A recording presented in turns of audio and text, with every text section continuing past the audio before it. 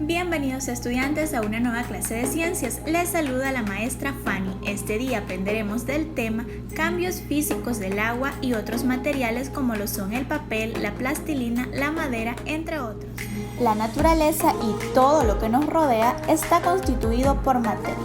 Los árboles, las nubes, las flores, los animales, los ríos, nosotros los seres humanos, los objetos e inclusive nuestras casas. La materia no es igual para todos. En algunos casos puede presentarse en uno de los tres tipos de estados, ya sea sólido, líquido y gaseoso.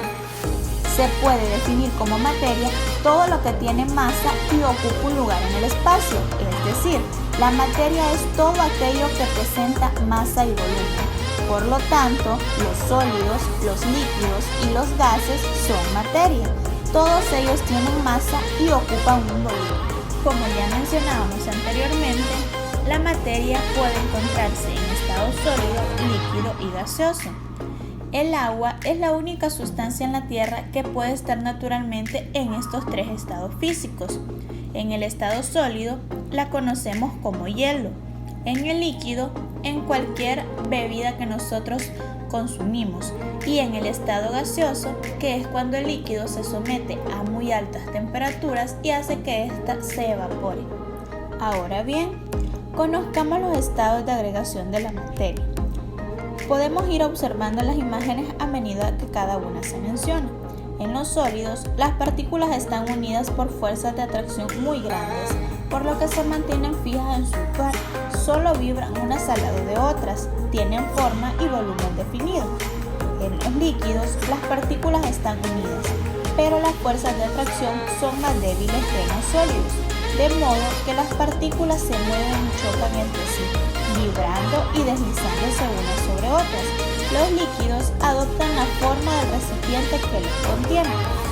En los gases o el estado gaseoso, las fuerzas de atracción son casi inexistentes, por lo que las partículas están muy separadas unas de otras y se mueven rápidamente en cualquier dirección, trasladándose incluso a largas distancias. El gas adopta el tamaño y la forma del lugar que ocupa. Dependiendo de la temperatura y la presión atmosférica, el agua puede cambiar de un estado a otro, proceso que se denomina cambio de fase física del agua. Debido a esto, algunas regiones geográficas del mundo experimentan humedad, lluvia, nieve o incluso una combinación de las tres. En los estados, las moléculas son idénticas y las diferencias se deben al tipo de interacciones que existen entre estas en cada caso, como veíamos anteriormente en las imágenes. En el proceso de pasar de un estado a otro, se forman o se rompen enlaces entre las moléculas, mientras que los enlaces dentro de las moléculas permanecen intactos, es decir, se mantienen el mismo compuesto sin cambiar sus propiedades químicas, solamente cambia su estado físico. Solidificación es el paso del estado líquido del agua al estado sólido. Fusión es el paso del estado sólido al líquido.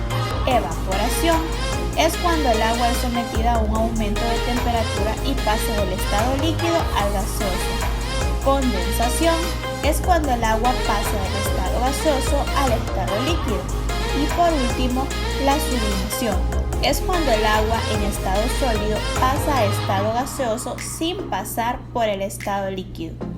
Por ejemplo, cuando tienes una hoja de papel, la puedes doblar, cortar o rasgar, modificando solamente su apariencia física y no su esencia. Seguirá siendo papel, solo que en diferente tamaño y forma. Como su nombre lo indica, los cambios físicos implican alteraciones en algunas de las propiedades físicas de la materia, como estado de agregación, lo que estábamos viendo anteriormente, dureza, forma, tamaño, color, volumen o densidad, entre otros. Hemos conocido los tres estados de agregación de la materia, sólido, líquido y gaseoso, así como los cambios de fase del agua. Ahora conoceremos un poco sobre los cambios físicos en diversos materiales, como lo son el papel, la plastilina o la madera. Pero antes debemos saber qué es un cambio físico. Los cambios físicos son transformaciones de la materia que alteran su estado, pero nunca su composición o naturaleza, es decir, se trata de aquellos cambios entre una u otra forma de la materia, sin que se produzca una alteración química significativa, esto es, sin que un tipo de materia se convierta en otra. Iniciaremos definiendo qué es la fragmentación. Es el acto de hacer que algo se divida en partes o trozos. Por ejemplo, cuando un carpintero cepilla un pedazo de madera, como vemos en la primera imagen. Solo cambia la forma, pero sus propiedades siguen siendo iguales. Asimismo, cuando se pican las verduras. Son ejemplos de fragmentación: cepillar madera, romper un vidrio o hielo y separar el carbón. Luego, tenemos lo que es moldear. Es el proceso de dar forma al material. Por ejemplo, cuando en tu clase efectúas figuras de plastilina, estas cambian de forma, pero no su composición, como lo que vemos en la segunda imagen. Otro ejemplo es cuando la arcilla se moldea para elaborar piezas de artesanía. Son ejemplos de cambios físicos, la formación de figuras de plastilina o barro y el proceso de amasar para hacer galletas. Por último, la dilatación. Es el incremento de un cuerpo en su volumen. Este se hace más grande, más largo o ancho o ambas cosas. Por ejemplo, como vemos en la última imagen, aparecen globos. Cuando se inflan vejigas, aumenta su volumen porque se hacen más grandes. Son ejemplos de dilatación, inflar vejigas, y cuando el sol va directamente hacia una puerta, esta se dilata y cuesta mucho más trabajo abrirla o cerrarla. A lo largo del video hemos conocido los cambios físicos que experimentan diferentes materiales. Ahora bien, los cambios físicos se pueden clasificar en reversibles o irreversibles. Un ejemplo del cambio físico reversible es lo que vemos en la primera imagen, el helado. Este se puede derretir y volver a congelar, ya que la fusión y la solidificación son cambios de estado. Todos los cambios físicos que implican una transformación de estado son reversibles. La disolución también es un cambio físico reversible.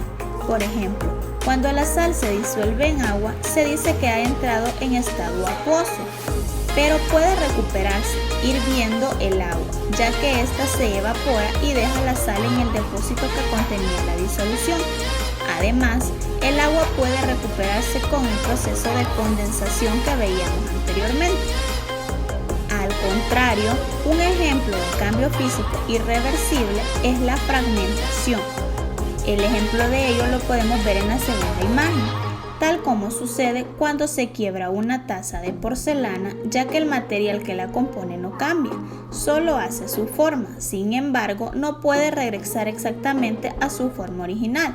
Asimismo, cuando por ejemplo en la clase de educación artística nos indican que elabore bolitas con papel crespón o de China o papel bond, sigue siendo papel, pero no es posible que éste regrese a su forma inicial.